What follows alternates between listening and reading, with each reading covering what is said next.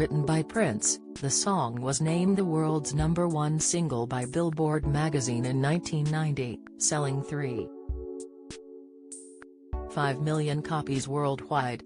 And a powerful video saw O'Connor become a household name overnight. The singer told the documentary, to be broadcast on Sky later this month, how the trauma of her childhood provided the emotion behind that iconic tearful performance. O'Connor's mother would banish her to the garden as a form of abuse.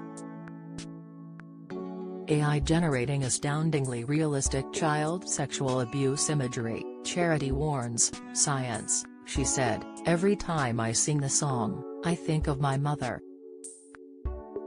I never stopped crying for my mother, for Jesus.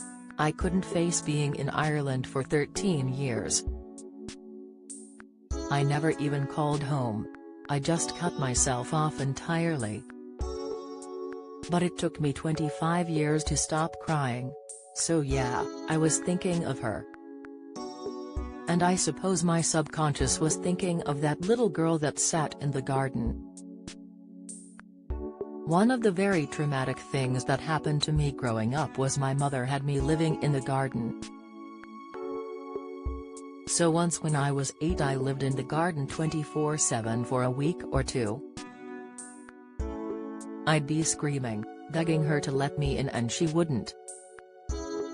The light would go off and the house would go dark. Don't miss. Evil stepdad that murdered Lola James, 2, jailed for life, UK, twins joy for The Apprentice's Thomas Skinner as wife nearly died in childbirth, celeb, bear to face trial after toddler, 2, died from head injury, UK. The documentary focuses on her career from 1987–93, charting her rise to fame.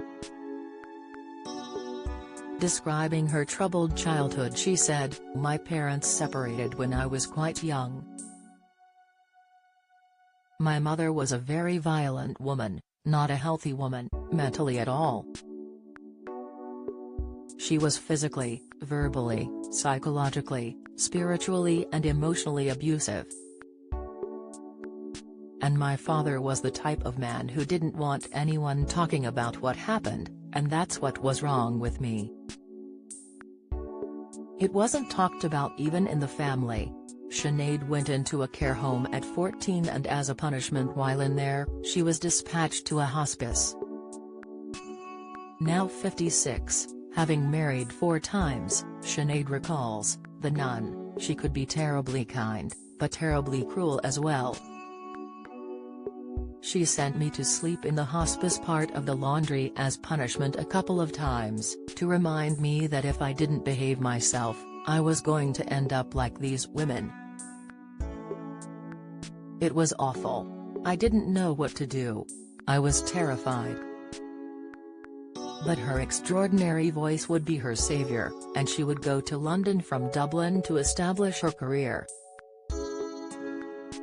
Record producer John Reynolds, her first husband, said, "The first time I heard Sinead's voice was unbelievable. It was jumping octaves, going from whisper to scream in half a second. A young kid from Dublin, you know. Regarding Nothing Compares to You," Sinead adds, "I looked in some magazine the other day and it said the record had been the 4th biggest in America. I nearly dropped dead. I didn't have the slightest idea." Nothing Compares available on Sky Documentaries and now from July 29.